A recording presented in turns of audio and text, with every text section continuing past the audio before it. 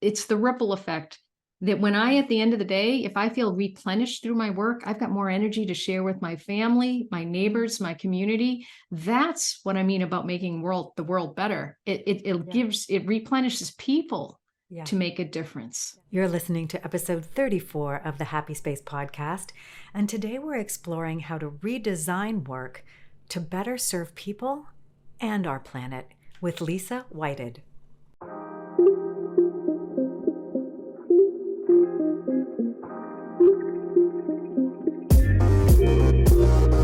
Welcome to the Happy Space podcast, where productivity meets inclusivity and everyone gets things done. Hello, I'm Clare Kumar, highly sensitive executive coach, speaker, and your host. Studies show that diversity leads to better business outcomes. So doesn't it make sense to invite everyone's richest contribution? Yet too many people are invited to burn out or opt out, and we are squandering talent. On this show, we'll explore a two-part solution. Part 1, cultivating sustainable performance, the individual design of work and life to preserve our energy so we can keep contributing. And 2, designing inclusive performance, the design of spaces, cultures, products, and services which invite the richest participation. I hope you enjoy these conversations and find inspiration and encouragement, for everyone deserves a happy space. I long for the time when Don't Sweat the Small Stuff. Do you remember that book? I long for the time when that title was relevant. Right now, we are in times of chronic stress, high risk of burnout, and existential crisis. And yet there is hope. My guest today, workplace expert and author of Work Better, Save the Planet, Lisa Whited, brings us a message grounded in research to design better businesses along with richer, more inclusive work experiences, embedding respect for humanity and the planet.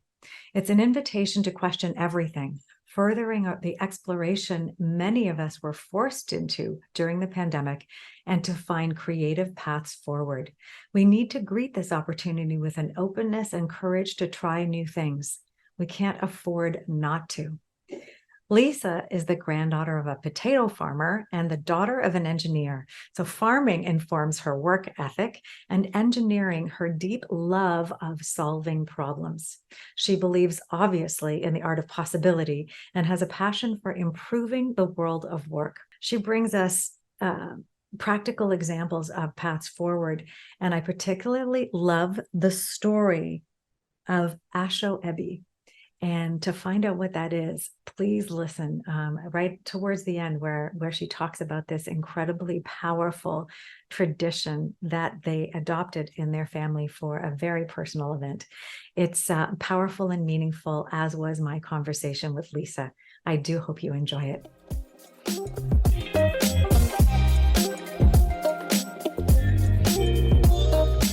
Lisa, welcome to the Happy Space podcast. I'm so thrilled you're here. I am delighted to be here, Claire. Thank you so much. Ever since, I was just saying this before we hit record here, I was just saying that as soon as I stumbled upon you on LinkedIn and some conversations with like-minded people, and I learned the title of your book, I was so intrigued and excited to meet you. And coming to know you, I am more excited than ever to get behind your work and bring your important message to our listeners and beyond. I want to start with a question, and this is a statistic you actually almost closed the book with. You said that 8% of people, only 8% of people can be expected to do the right thing. We're in a moment now where the world has literally been on fire. I'm in Canada, and we've just come through a summer of fire, the tragedy in Maui. There are weather incidents every day, every week in the news. The world is screaming at us, but only 8% of people are going to do the right thing knowingly. Where are we in this conversation right now around embedding the very, very critical need to take care of our planet in the way we do business and the way we live? That is such a great That is such a great question. And I'll tell you that statistic, as small as it sounds, actually is one that gave me hope. And let me give you context on why that number gave me hope. I came across it when I was looking at understanding what is it going to take to shift things, to really get to the tipping point, if you will, we might think, well, we need a simple majority of 51% of people to really hop on board. And 8% are going to do the right thing just innately. Well, how are we going to get from 8 to 51? Well, the hope came when I learned that social change, which is what we're really talking about, it's social change requires 25%. 25. And if we've got 8 to begin with, then we're looking for the 17. And so 17 is the magic number here. Where's our 17%?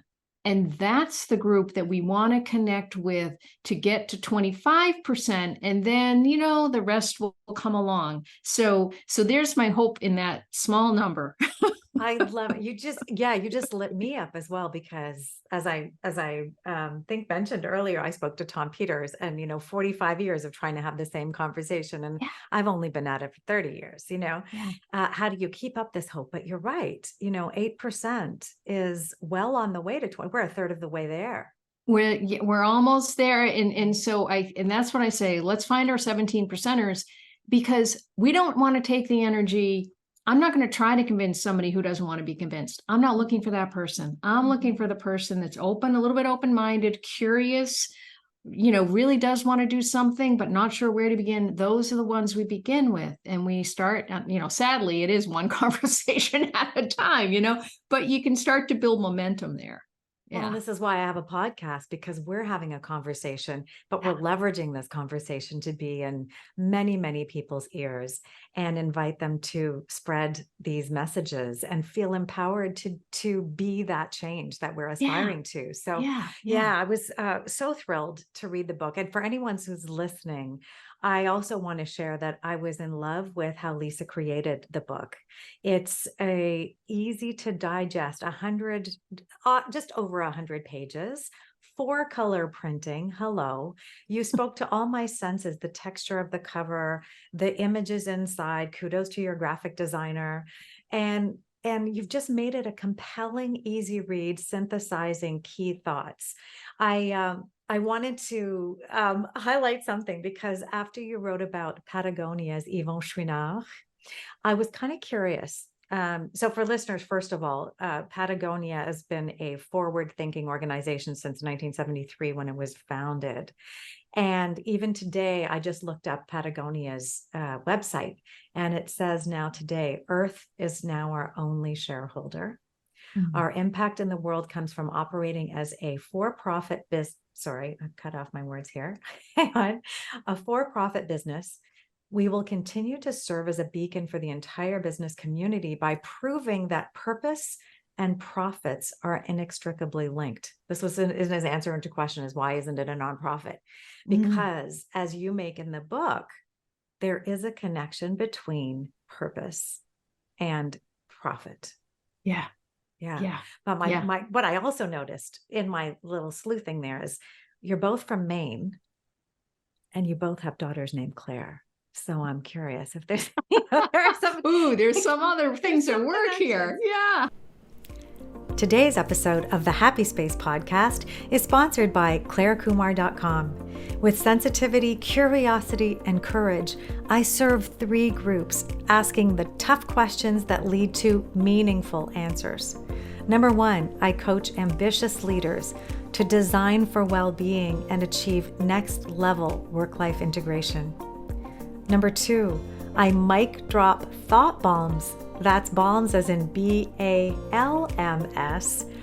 in keynotes and workshops, helping organizations achieve the business imperative that is inclusivity.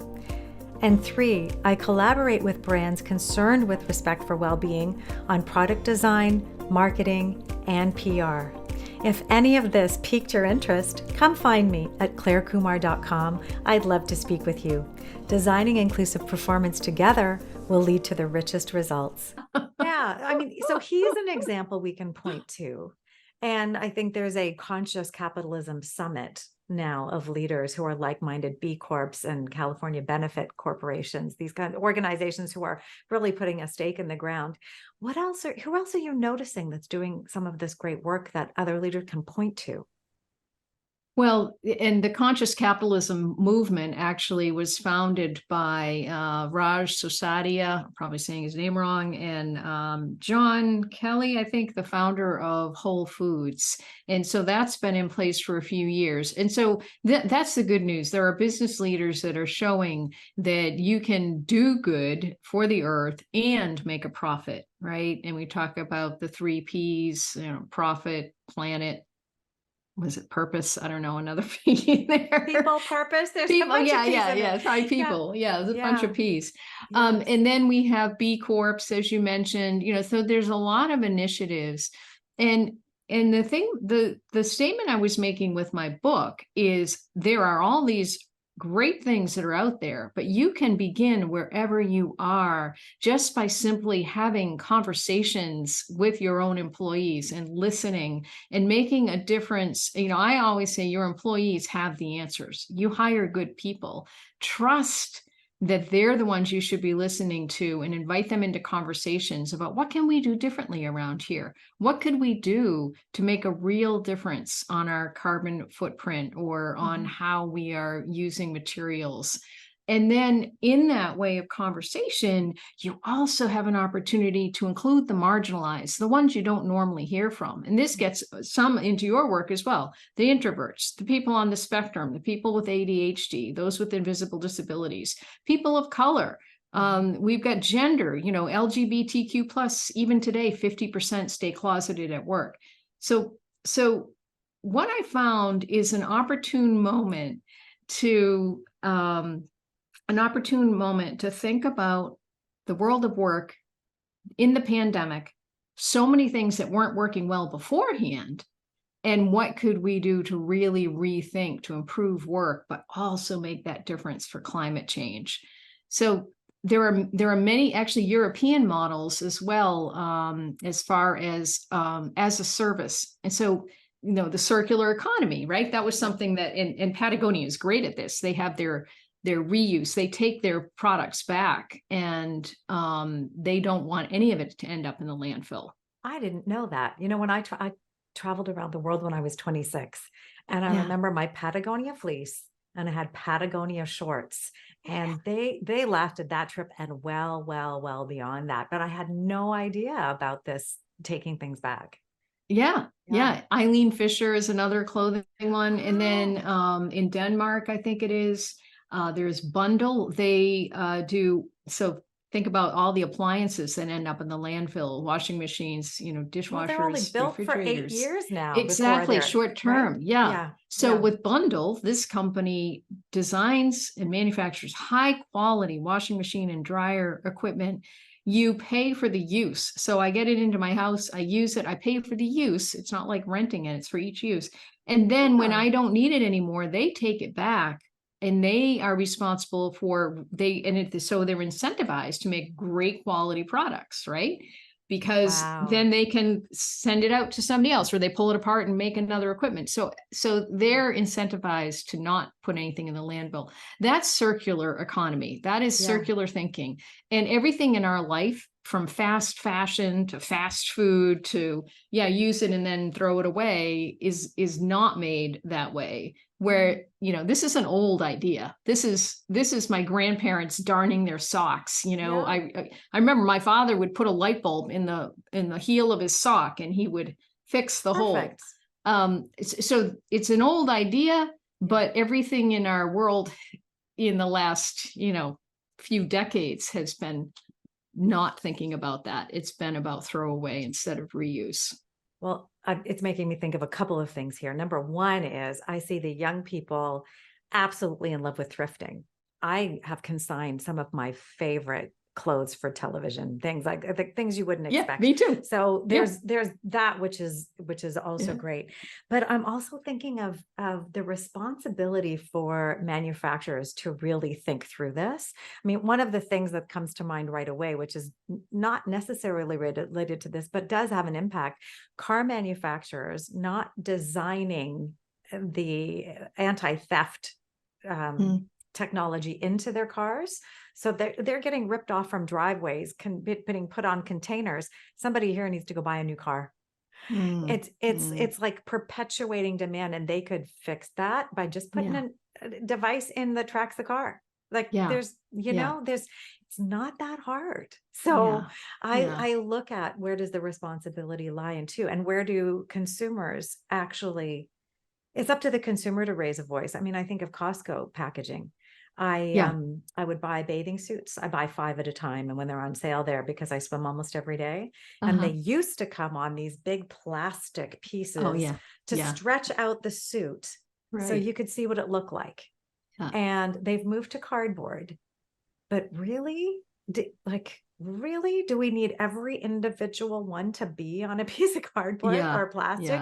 It shakes my head. And the anti-theft, there's always this sort of mix of objectives, risk management, as well as, eco-friendly maybe, and customer service. I remember trying to buy eggs, for example, and I wanted to buy the free range organic eggs, but they came in plastic. Whereas the ones that were like, who knows what they were fed, and they were probably cooped up, they were in paper. I'm like, I want all the things. Why can't we just make it clean and simple? And the thing is, what we're talking about is there are individual actions that we all can take, and that's good. We should all, that's the 8%ers that are just, we're going to do everything we can. But then there is much bigger impact that needs to happen, and it does go back. It's both consumers rethinking their consumerism habit, and it's manufacturers and others rethinking how they are putting products and services into the world. So it takes both, and it does also come to governance and legal. And I am by no means an expert in any of that, but I do know when there are certain policies in place, and that has happened, I believe, in Europe, then you almost don't have a choice anymore. You'll have huge fines if you don't do everything in your power to keep things out of the landfill. So I feel like we have to sort of take it from all angles. It's kind of two-pronged, right? It's the regulations, and it's what are people going to come up with on their own and do, and hopefully we collectively drive it forward. But we need regulation to keep up with just the missteps we've been making, and also technology advances. We're playing always catch up in regulation in so many ways. AI right now, also noise and light pollution, which I talk a lot about. Things get away from us, and we have a lot of catching up to do, which is led by voices of the 8%, hopefully more in leadership than just at the consumer level. But there is opportunity. What I loved in the book too is you nailed a leadership fear of managing expectation with the workforce. And you describe the workforce as bored, over commuting, and uninspired. So it may be a difficult group of people to manage. What do you actually talk about having one-on-one conversations to build empathy? And then you come back then you come to share it. It's sort of this ask process. In ask. So, and it's really interesting in my book. You can tell I've been informed by a lot of other reading that I've done. I've just so many, just fascinated. And Peter Block, who wrote Community, the Structure of Belonging, and he also wrote Flawless Consulting. His work really impacted my approach with inviting people into a conversation. And I am talking about the workplace here, but we can apply many of these concepts to any conversation. But the importance of choice. So first of all, saying to somebody, really would love to have you participate in this conversation, but I understand if you choose not to, we'll miss you if you're not there. So by giving people choice that they can opt out, that's a really important part of an invitation. And the personal invitation. So how many times do people get an all staff email and they don't even read it? They're like, it's not for me. But versus if Claire sends me a personal note, says, hey, Lisa, I'm going to pay attention to. Even better if we have a conversation, you tell me about what's coming up. But then once we pull the people together, and again, you can do this physically together in a room, or you can do it virtually very well, very easily, to say, okay, you're all going to go into small breakout rooms for maybe like 5-6 minutes. There's just be 2 of you in each room, or if you're in the big physical room, just turn to the person next to you and you're going to talk with each other for a few minutes. And so the question is a very pointed one. And in this example I used, it's what allows you to have an awesome day at work? What allows you to have your absolute best day, super productive, you feel awesome? So you share with me what that is, and then I share with you. And then we come back to the large group and we start to share out, and I use technology to make sure all voices are heard. But what we do in that moment, and anonymous. And anonymous, right? By using Menti or another tool like that, you allow people to share anonymously. So what we're doing, what I'm striving to do there is have people build connection and empathy to understand, some wonderful advice I got not too long ago. I was frustrated one morning, and her name was Gail, and she said, Lisa, people don't wake up in the morning and say, how can I be an asshole today? And I thought, all right, you are right. But sometimes it feels like they are. But the point is that people are often trying to do their best work, and they want to be a contributor. So by just connecting one-on-one, and a lot of times in these conversations, people don't know each other that are put together, and that's intentional, especially in a large organization. I want people that don't talk to each other every day to connect and hear each other. And then, coming back to the large group and using an online technology, what were the things you came up with? What were the things, the ideas you had to help your partner have a great day at work, wherever they're working? That is simple. It's straightforward, and it's quick, and it gets everybody engaged. Yeah, it's interesting because I've just been working on the work style profile, which is almost the precursor to that. Because what I'm inviting people to do is really deep dive on what makes them most productive at work. And have that self-reflection. So this is a tool. If they would have this and then go into that conversation, that'd be like boom, boom, boom, boom, boom. So I think there's an opportunity maybe for depth in this articulation of what it is, because it's a lot of things. It's a lot of things, and we don't often think about it. We are on autopilot. Another great book, James Clear, Atomic Habits. I believe the workplace is really it's a petri dish of habits. We do things the way we've done them because we've always done them that way, and we never stop to question it. So I love that you're doing that self-reflection exercise to really pause and think, and then have that conversation. And then you're right. It's bringing people together. And then, so to come back to that fear of managing expectations that leaders might have, how do you help them through that piece? What I share with them is this is a tightly facilitated, well thought out process. I think often when they say fear of managing expectations, they've either done it differently in the past, or they feel like people are going to come together and start giving a litany, of complaints, and they want this and that. And that's not what I never ask somebody, what do you want? I don't ask them, what do you want? I ask them, what are the outcomes you hope for, or how are you going to be most productive, or what allows you to do your best work? Those types of questions lead to different types of answers. If I said, what do you want? People say, I want a private office with a door. That's just what people want, or that's what they think they want. So that managing expectations, and so it's drilling into more specifically, what is it? And often it's a fear response, because what they read in all the headlines, again, workplace, is open office this, open that. And this is where language is really important, because often what we're just thinking about for how people work is not an open office. It's not this, call center with row after row. That is such an old model. It still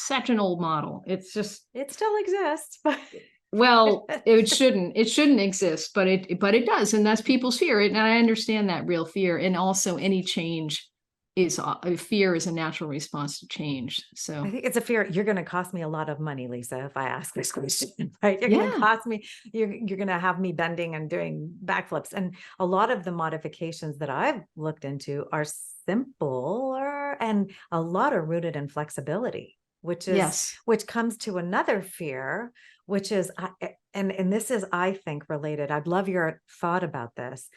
I think it's related a little bit to the difficulty in managing the abstract. So as a productivity coach, I talk to people all the time about managing time, abstract. And mm, now if your people are no longer in front of you because you're mm, allowing this flexibility, it is harder, and you need different tools and structures to kind of help your brain along, as Daniel Levitin would say in The Organized Mind, right? yes, What yes. are you noticing? Do you think that has a part to play in the reluctance to allow the flexibility that the workforce wants? I think it does. Again, it comes from old model of thinking, command and control. I see you, I know you're working. It really goes back to the assembly line. Think about the offices up around the mezzanine, looking down on the Yes. workers. And the thing is, and I write about it in my book, ROWE, which is Mhm. results only work environment, which has been around since the early 2000s, very successfully implemented in Best Buy, Yeah. Cal Newport, one of my favorite authors, wrote a fantastic article in the New Yorker about this as a success Yeah. story.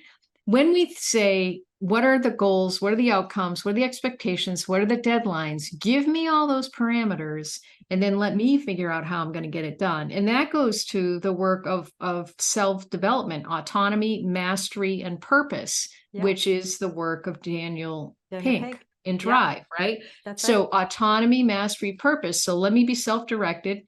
Tell me what you want done, but let me figure out how I'm going to do it. Yeah. Give me the deadline, and let me master new information. That's sort of innate growth and development. Yeah. So there are many great already there. It's not reinventing the wheel. That's the thing. Like, it's already out there. Just borrow from that and do a trial. And that's the one advice I've had for leaders is still think of this as a time of experimentation. That gives everybody a little bit of breathing room. So, we're going to try Isn't it a this. constant experiment? This is Yeah, one of my right. questions is how often do Yeah, you need to be doing this? And isn't that curious mindset going to be a good one to stay in? it is good to stay in that. And I think a check-in every 6 months is good to check in. And it's not the same old employee engagement survey. That Mm. doesn't hold water anymore. And I've actually said, stop the surveys. Oh, Let's yeah. start the conversations. I don't know if you know Dan Pontefract. He's also on the podcast, and he talks about, right now, he's writing a lot about totally challenging the whole concept of engagement. Like, let's just stop talking about it because it hasn't changed ever, Oh, except for getting ever. slightly It's never, worse. yeah, So, yeah, yeah, let's actually totally reframe this whole conversation. yeah. I love that. Yeah, I want Yeah. to come back to something else you mentioned, and you touched on it now, sort of as we looked at the construct of work. And in the book, you talk about, we move from an industrial age and 16 hours a week down to an 8-hour day. And it's, that concept of Richard Owen had of 8 hours rest, 8 hours work, 8 hours leisure, right? Yeah. Yeah. We've evolved to understand. And if I look at my cats, I can tell you there is no 8 hours sleep. It's whatever sleep whenever and wherever I need it, Yeah. right? So I Yeah. Yeah. just for those not watching the YouTube, I just flashed Ellie sleeping on my desk, and Lisa's seen me in this interview go, oh my God, as Ellie's been turning around on my desk, which he normally doesn't do. Normally he's flat out and sleeping. I must put him to sleep. But oh my gosh, if we take a cue from animals, of which we are, Yeah. we are Yeah. human animals. I'm seeing an evolution too. Sure, we need our 8 hours rest, or we need to strive for that good, solid 5 sleep cycles overnight.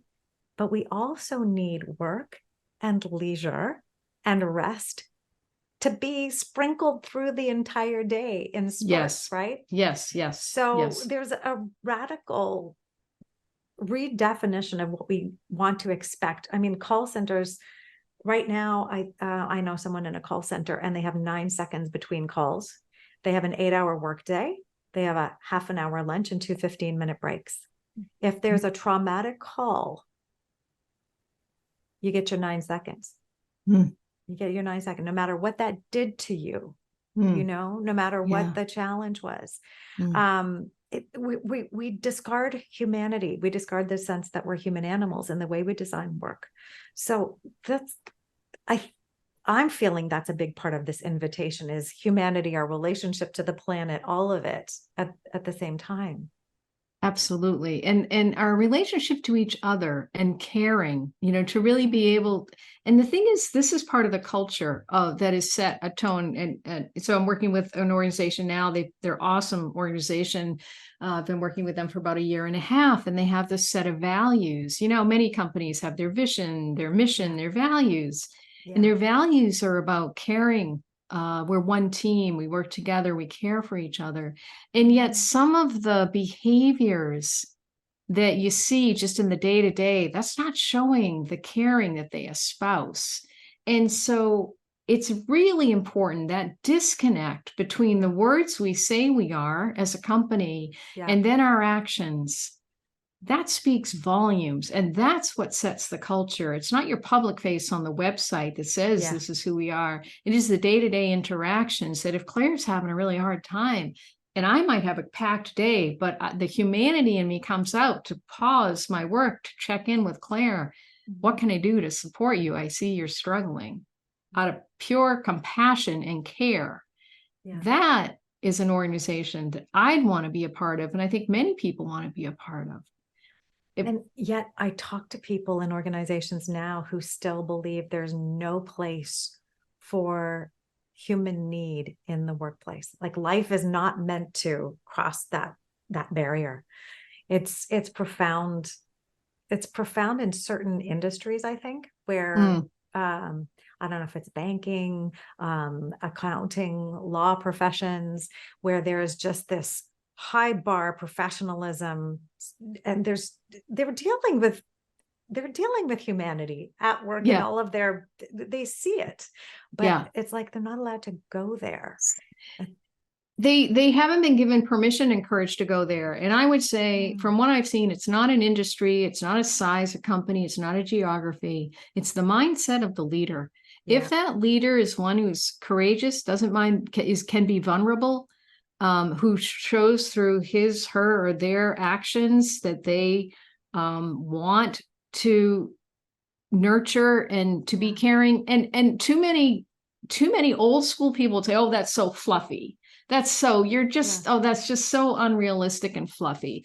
You know what, our mental health crisis has never been huger right now. This fact that the Surgeon General would put out a warning about isolation that people are dealing with, the suicide rate, the opioid usage. And we're talking about all people. We're not talking about a certain demographic. These are crises, and that's the human crisis. And then you look at the planet. So that's what I mean by work really, like, this is our opportunity to say, whoa, we can do things differently that are better. It's better for people. And I want to come back to what you said, because I'm also reading, it's funny, my sister and I were at a family cookout over Labor Day weekend. We discovered we're both reading the same book, which shouldn't surprise us because our dad lived to 90. It's Outlive by Dr. Peter Attia.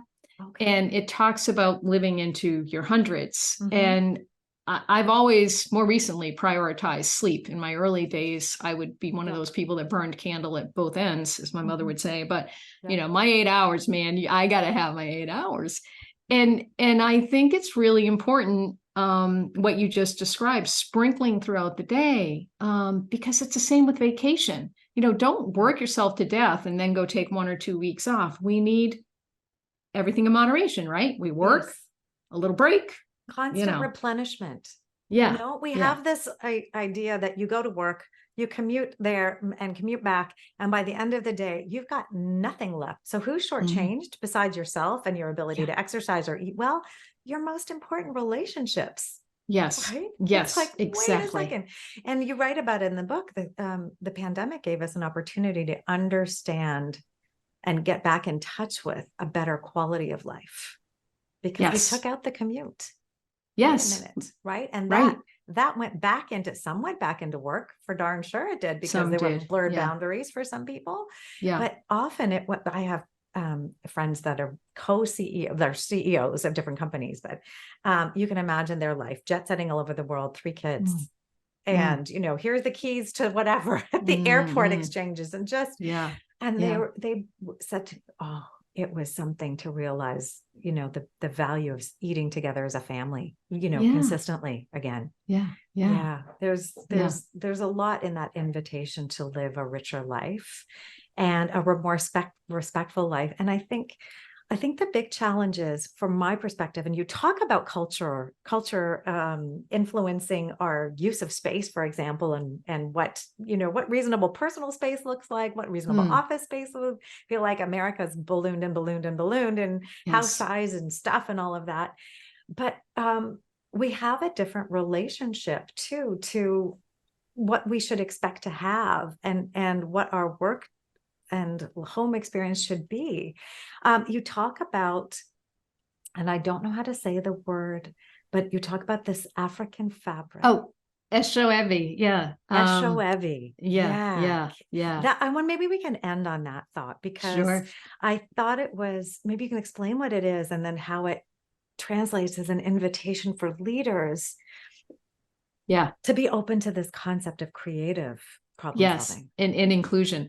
So my niece was marrying a man from West Africa, and the tradition that they shared with us is we all got some of this beautiful, colorful cloth, vibrant, like the colors behind me, and pinks and purples and beautiful fabric, all the same, but we had different varying yards, and we were given this cloth and then invited to create whatever we wanted to wear for the reception ceremony. And so, I can't sew to save my life, but thank God my sister-in-law can. She made like a tie for my husband, vest for my son, a cool skirt thing for me, and my daughter had a jumpsuit. So it was so beautiful because everybody showed up sharing the same cloth. And so the word Asoebi, it means family cloth. And so it's demonstrating this uniting of families through the fabric, but everybody was with their own interpretation of how they wanted to wear the cloth. And what I immediately thought of in the workplace is, wow, wouldn't it be cool if leaders could give their employees the equipment, the space, whatever, and then invite them to create what they need, in metaphorical or physical, to do their best work. So whether it's how I design my day or, how we create the space, whatever it is, but that thinking of invitation, then it makes us all feel part of something. We were part of creating it, and we're celebrating together. So it was beautiful. I read it and I was like, oh, I've never come across this concept before. And that unifying element I thought was beautiful. You feel part of that common belonging. That belonging is belonging. People want to be part of something. That's exactly. Right. And not be told. Like if they had sent us all the same thing and said, you must wear this, we're like, like bad bridesmaids. We would, right, really, like bridesmaids. Exactly. That's the difference between bridesmaids dress and this. And here's 6 yards of shantung silk, go crazy, right? Yeah. Go have fun. Yeah, it's such a beautiful concept, and part of this beautiful invitation that you've written for leaders to really understand the impact on the planet where we are, and the possibility to be part of that 17%. Yeah, to make a difference and have the courageous leadership to do things differently, because your people, really, like you said, the Gallup poll has not changed. People's engagement, I love that. We're stopped using that word. Maybe we should use happiness. I don't know what word we should use, Claire, but people, it's the ripple effect that when at the end of the day, if I feel replenished through my work, I've got more energy to share with my family, my neighbors, my community. That's what I mean about making the world better. It replenishes people to make a difference. Yeah. I believe that people all deserve to live a life of fulfillment. And the only way we get to a place of being fulfilled is because we're able to give. It's in the reciprocity that we get that fulfillment. And so, exactly to your point, if we shut off the ability to give through toxic workplaces and a planet that is, going to challenge us in very serious ways now, we are called to attend to that sustenance and that sustainable way of being for ourselves and for our planet, for sure. Yeah. Yeah. Beautiful. Lisa, thanks so much for joining me today. There are so many gems in this conversation, and it's really just the beginning for listeners, I hope, for you to find and discover Lisa's work. Definitely grab a copy of the book and follow her on LinkedIn. Is there anywhere else, Lisa, you'd like to send people? Well, they can go to my website as well, and there's the book, Work Better, Save the Planet. But my website, lisawhitehead.com, you get more information there, and just send me an email. But LinkedIn is a great place to connect, and I'm often there writing about whatever is on my mind at the moment. So Exactly. It's a wonderful place to see your freshest thoughts. Yeah. So thanks so much for joining me, Lisa, and keep doing this brilliant work. I will be following you very closely. Thank you. It's a delight to be here, Claire. So honored. Thanks so much. Thank you so much for listening. You can find all of the Happy Space podcast episodes over at happyspacepod.com. I love learning what resonates with you, so please leave a comment about this episode over social media, or even better, post a review wherever you tune in. And if you have an idea for a topic to explore or an inclusive action to celebrate, I would love to know more about it.